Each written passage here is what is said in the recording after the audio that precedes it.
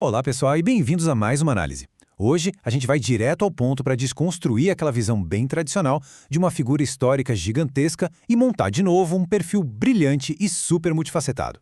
A nossa exploração de hoje mergulha fundo no perfil de Lucas, aquele muitas vezes lembrado só como o médico amado. Mas, detalhe, a ideia aqui não é só folhear registros antigos, certo? É entrar de cabeça na mente de um cara genial que montou uma narrativa teológica incrivelmente profunda sobre como começou um movimento que virou o mundo de ponta cabeça. Para se ter a figura inteira, vamos passar por 6 etapas. Primeiro, o médico e historiador. Depois, o missionário em movimento. O terceiro passo é a ponte greco-romana, seguido por uma história cantada. Aí, a gente vai para o coração inclusivo e, para fechar com chave de ouro, um legado vivo. Essa estrutura vai dar uma visão em 360 graus para a gente. Então vamos começar pela base, o médico historiador. Entender a profissão do autor é, sem dúvida, o melhor jeito de sacar como essa obra inteira foi pensada. Afinal, a nossa bagagem profissional sempre acaba moldando o jeito que a gente enxerga e registra as coisas ao redor. Aqui a gente logo esbarra em 4 dimensões principais dessa identidade: o médico, o historiador, o missionário e o amólogo. Só por aí já dá para perceber que ninguém está lidando com um mero observador paradão no canto da sala. Na verdade, trata-se de alguém super dinâmico que conseguia transitar entre curar problemas físicos, documentar os passos da humanidade e quebrar um monte de barreiras de comunicação. E é fascinante notar que aquele treinamento clínico todo trouxe não só um olhar super empático para as dores humanas, mas também um rigor de detetive. Como podemos ver naquela investigação cuidadosa e organização ordenada dos fatos, isso praticamente transforma ele no primeiríssimo historiador eclesiástico. Não era só uma questão de crença, era documentar o crescimento de uma comunidade com um olhar quase acadêmico para a época. Um feito e tanto. Avançando para a segunda faceta do nosso estudo, chegamos em um missionário em movimento. Agora a gente sai de trás da escrivaninha e vai colocar a bota na lama, direto na ação no campo.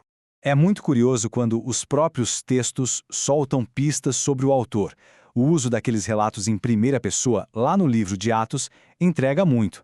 Mostra alguém que participava ativamente de toda a expansão daquela mensagem, trabalhando ombro a ombro com Paulo de Tarso. Não é aquela fofoca histórica baseada no ouvi dizer. É alguém escrevendo do centro da missão, relatando o que os próprios olhos viam.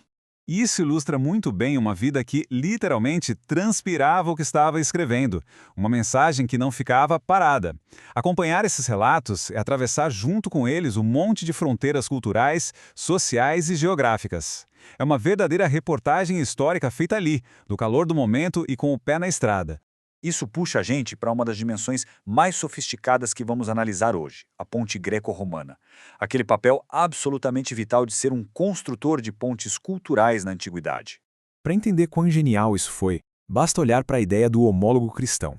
Basicamente, é alguém que traduz, que se comunica e que mastiga a mensagem para públicos que são completamente diferentes entre si.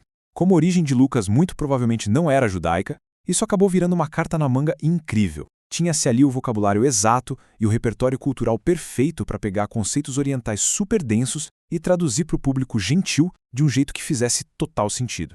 Basta imaginar o abismo e o choque entre esses dois mundos para ver o tamanho do desafio, o mundo judaico contra o mundo greco-romano. O autor funcionou como uma ponte estratégica, literal, entre os dois contextos. E o grande lance dessa ponte metodológica era conseguir apresentar um salvador que não cabia dentro de uma única etnia, mas sim uma figura que tinha um alcance universal. Era literalmente conectar mundos. Agora a gente vai para a quarta parte e arrisco dizer que é a mais bonita. Uma história cantada. Essa é, para muita gente, a parte mais surpreendente da exploração toda, revelando uma sensibilidade litúrgica e poética que é simplesmente espetacular.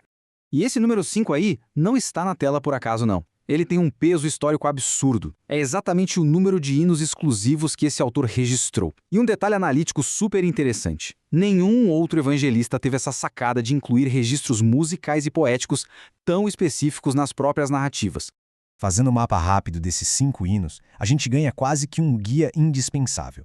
Tem o Magnificat, trazido pela voz de Maria, o Benedictus de Zacarias, o Gloria in Excelsis proferido pelos anjos, o Nunc Dimittis por Simeão e o louvor da comunidade primitiva inteira. Pessoal, Essas não são só canções devocionais inseridas aleatoriamente. Elas condensam verdades teológicas profundas da pesada. Isso prova sem sombra de dúvidas que a história da salvação não foi projetada só para ficar guardada num papiro. Ela foi desenhada para ser cantada, celebrada e proclamada a plenos pulmões. Seguindo o nosso roteiro, a gente desembarca em O Coração Inclusivo. Quando a gente para analisar a curadoria das narrativas que foram escolhidas para compor o texto, fica muito nítida uma intenção, um propósito muito claro da parte do autor histórico. A chave de ouro para entender a mente por trás da pena é ver para quem os holofotes são virados. O foco cai de propósito nos pobres, nas mulheres, nos estrangeiros e nos pecadores. Naquela época, essas pessoas eram constante e sistematicamente empurradas para o escanteio, para a margem da sociedade. Colocá-las no centro da narrativa mostra um coração radicalmente inclusivo, certo? Mostra, na prática, uma quebra gigantesca de paradigmas sobre quem tinha o direito de receber essa mensagem restauradora. E a maneira como a inclusão é apresentada atinge um auge magistral através destas parábolas exclusivas, o bom samaritano e o filho pródigo. Na verdade, é importante a gente entender que elas estão longe de ser só contos de fadas como moral da história. A estrutura revela que elas são mega declarações teológicas definitivas sobre o que é graça, misericórdia e restauração. E o mais impactante, esses textos literários brilhantes são completamente exclusivos deste relato. Não se encontra em nenhum outro lugar. E assim a gente chega na última parada da nossa análise de hoje.